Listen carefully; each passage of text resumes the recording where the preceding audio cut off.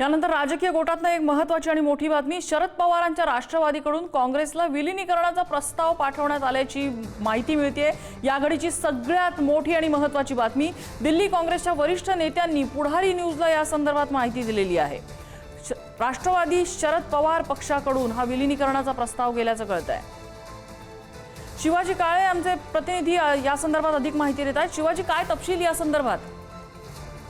एक सगळ्यात महत्त्वाची बातमी येत आहे, कारण आज जेव्हा संजय राऊत यांनी अशा पद्धतीचं विधान केलं की शरद पवार यांनी अशा संदर्भामध्ये पुढाकार घ्यावा, तर या संदर्भामध्ये दिल्लीमधील एका काँग्रेस नेत्याला जेव्हा विचारण्यात आलं की अशा पद्धतीने काही प्रस्ताव आहे का राष्ट्रवादीच्या संदर्भामध्ये, तर त्यांनी या संदर्भात सांगितलं की या अगोदरच अशा पद्धतीने प्रस्ताव आमच्याकडे आलेला आहे। हा आता ओरली प्रस्ताव आहे की लेखी प्रस्ताव आहे हे अद्यापपर्यंत समोर आलेलं नाही।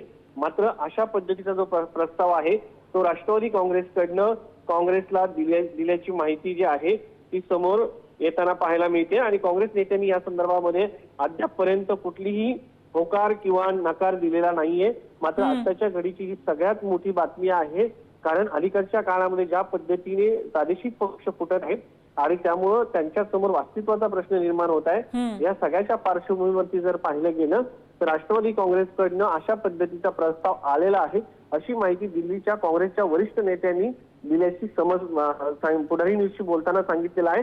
त्यामुळे आगामी काळामध्ये आता खरंच अशा पद्धतीने राष्ट्रवादी काँग्रेसचं विलीनीकरण काँग्रेसमध्ये होणार का, हा सगळ्यात मोठा प्रश्न आहे। वैचारिक विचारधारा म्हणून हा पक्ष कायमच काँग्रेसच्या सोबत राहिलेला आहे आणि त्यामुळं या पक्षाचं विलीनीकरण होणार का, हा एक मुद्दा। दुसरा म्हणजे मधल्या काळामध्ये रोहित पवार यांनी देखील काँग्रेसच्या वरिष्ठ नेत्यांशी भेट घेतली होती, त्यावेळेस देखील अशाच पद्धतीने चर्चा सुरू झाल्या होत्या आणि त्याच दरम्यान ज्यावेळेस राष्ट्रवादी काँग्रेस ही सत्तेत भाजपसोबत जाईल अशी चर्चा सुरू असताना राष्ट्रवादी काँग्रेसमधल्या अनेक बड्या नेत्यांनी असं सांगितलं होतं की आम्ही काँग्रेसमध्ये जाऊ पण सत्तेमध्ये सहभागी होणार नाही, कारण वैचारिक मतभेद आमचे कायम राहतील। या सगळ्या पार्श्वभूमीवरती आता ही जी माहिती मिळते त्यानुसार राष्ट्रवादी काँग्रेस जे आहे ते काँग्रेस पक्षामध्ये मर्ज करायचा असा एक प्रस्ताव राष्ट्रवादी काँग्रेसकडनं गेलेला आहे अशी माहिती काँग्रेसच्या एका वरिष्ठ नेत्यांनी दिलेली आहे।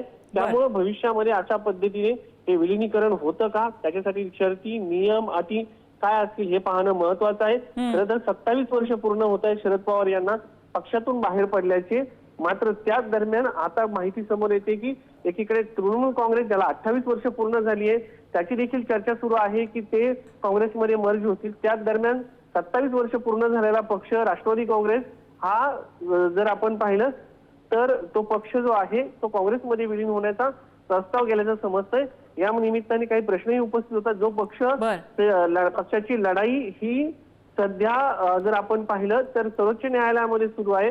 जो पक्ष राष्ट्रवादी काँग्रेस पक्ष खरा कोणाचा, तर नक्की हा पक्ष विलीन करताना शरदचंद्र पवार यांचा पक्ष तो कायदेशीर लढाईमध्ये कशा पद्धतीने विलीन केला जाऊ शकतो हाही प्रश्न या निमित्ताने समोर येतोय। मात्र राष्ट्रवादी काँग्रेस पक्ष जो आहे त्याची वैचारिक मांडणी बांधणी आणि कार्यकर्त्यांचं खालचं वैचारिक पाठबळ ह्या सगळ्या गोष्टी काँग्रेसशी मिळत्या जुळत्या असल्यामुळं भविष्यामध्ये हा पक्ष जो आहे जर मर्जरचा प्रस्ताव गेला तो याच्यावरती काँग्रेस काय विचार करतं हे पाहणं महत्वाचं आहे। कारण सध्याच्या परिस्थितीमध्ये पक्षाला अलीकडच्या काळात जी मरगळ आलेली आहे आणि ग्राउंड झिरोवरती राष्ट्रवादी काँग्रेसचे जे इतर मोठे बडे नेते आहेत ते उतरताना दिसत नाही। अशा परिस्थितीमध्ये पक्षाच्या अंतर्गत चर्चा दरम्यान